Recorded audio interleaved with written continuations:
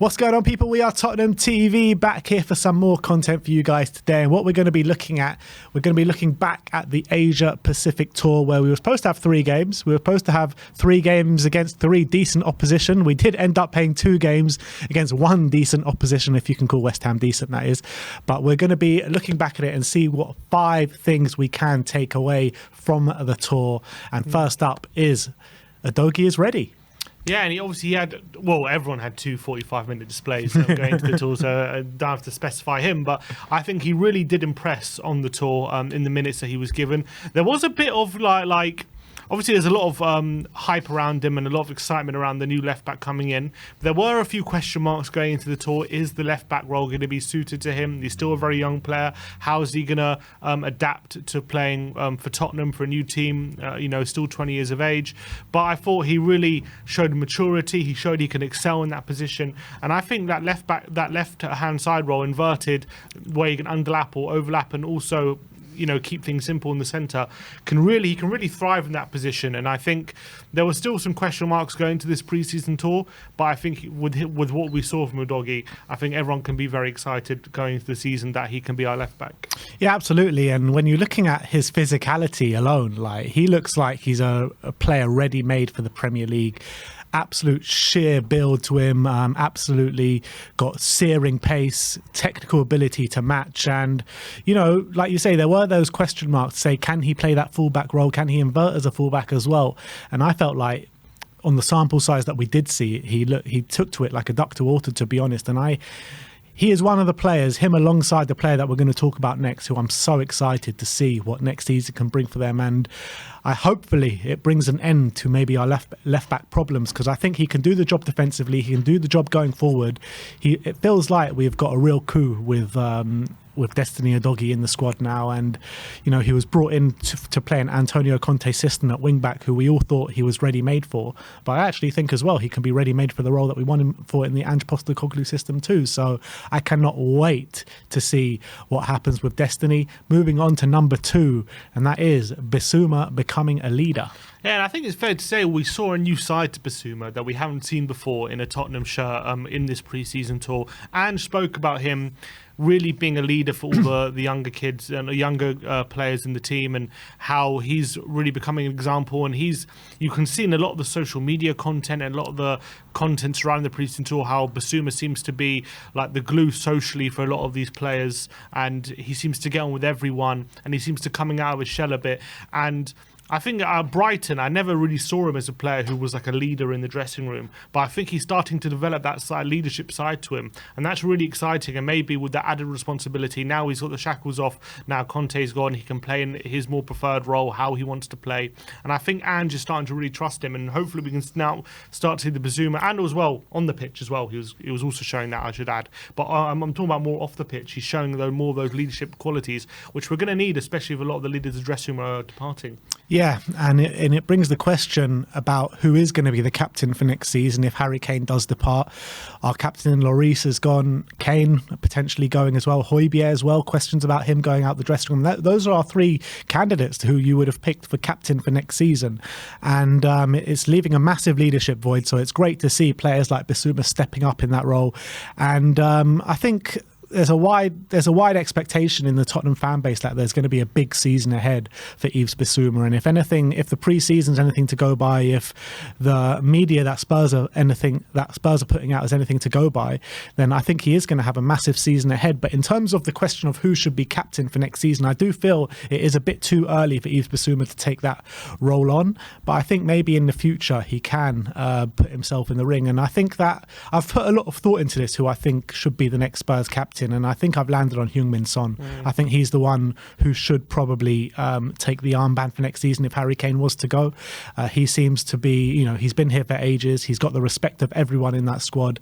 And Ange Postecoglou is also talking about him being like in every single friendship group in the squad, as probably along with BISSOUMA as well. So I would say Sonny a captain, and then if BISSOUMA keeps going in this trajectory, he can maybe take up that mantle when Sonny does leave in a couple of years' time. Next up, we're going to go for number 3, and that is the future of Ndombele and CELSO. Going into the tour, there was very little hope that either of them had futures. To be honest, both looked like they were on the chopping block when it came to Spurs selling. A lot of people were saying that both these guys weren't even going to go on the tour because of how much Tottenham wanted to get rid of them, and obviously their futures are not completely ironclad even now. But especially with Lo Celso, the way he played and how he's been integrated into the group, there's definitely a pathway of him coming back into the team now, which is very, very positive.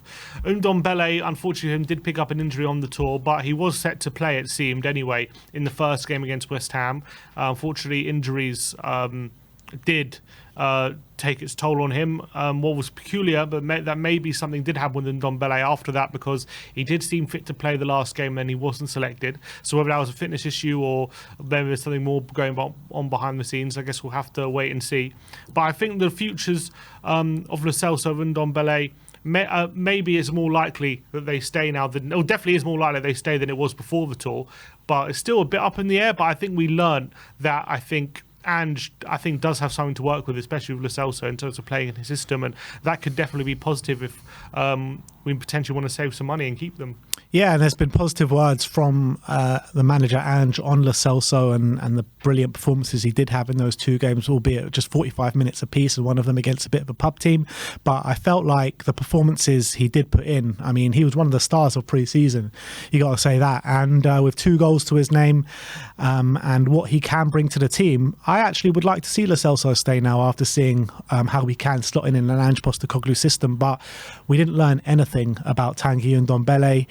And I don't know, I think there's just something that doesn't sit right with me about this whole situation with Ndombele on pre-season. You heard the comments from Ange, which was saying that he doesn't know if he wants to be here or not.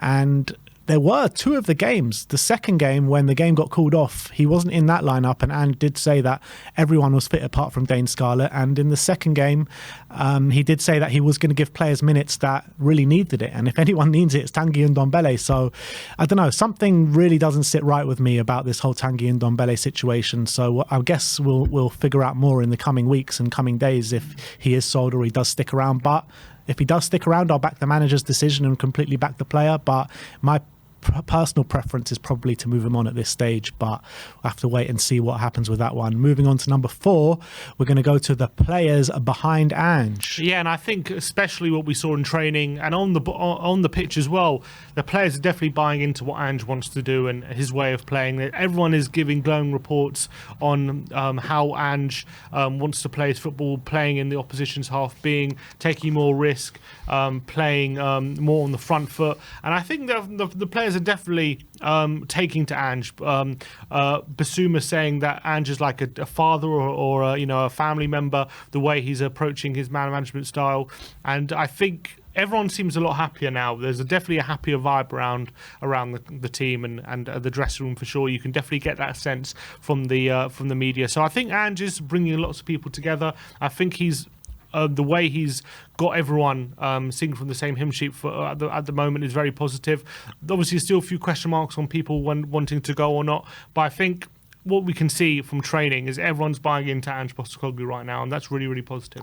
To be honest, I think you're right in what you're saying. You know, he is bringing everyone together, but we see this every time a new manager comes in, to be honest. We saw it with Conte, we saw it with Jose, we see it maybe we didn't see it with Nuno, but we did see it with the 2 other managers that I'm talking about in Mourinho and Antonio Conte. And I don't know, like I want to see it go on for a lot longer than it did go on with Conte and Jose. These players always seem to start off really happy and going at 100 miles an hour and really buying into the project, and then something happens which they don't like and they completely switch off. So I think Ange is much of a different character than the other 2, so I do envisage it carrying on for a lot longer.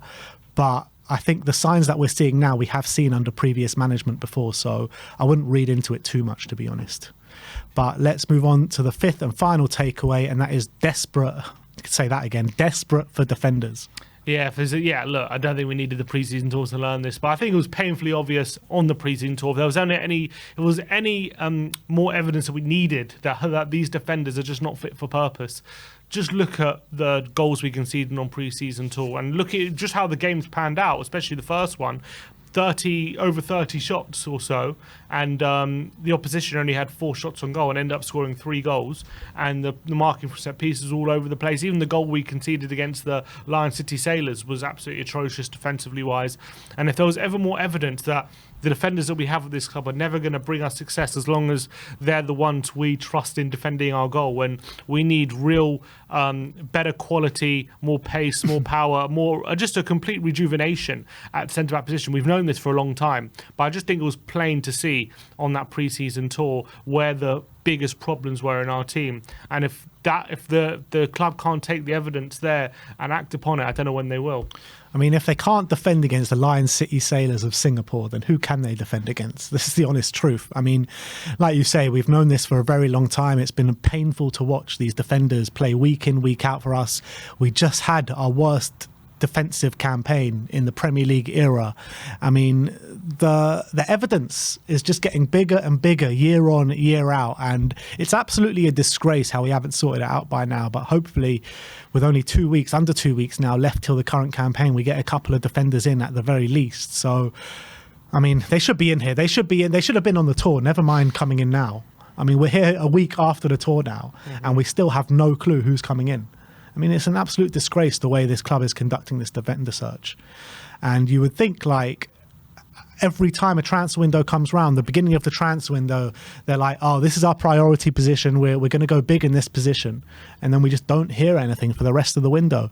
The previous window, we heard, oh, Longlay's only coming in as a loan because we're going to really target who we want at left centre-back and go really big for him. Well, we're here less than 2 weeks to go before the start of the season, and still we're now a defender down, actually. Now we don't have Longley, and we're going to have to rely... If we start the season now, who's going to start as left centre-back? What, Ben Davis probably, or Japhet Tanganga? I mean, it's a disgrace, man. It's an absolute disgrace. And the longer this goes on, the more of a disgrace it's going to be, the more toxic the fans are going to turn, and the more disinterested the fans are going to be in the project. And we need to get the fans on side as much as possible. We need to make it a positive atmosphere at White Hart Lane, and that can't happen with these set of defenders.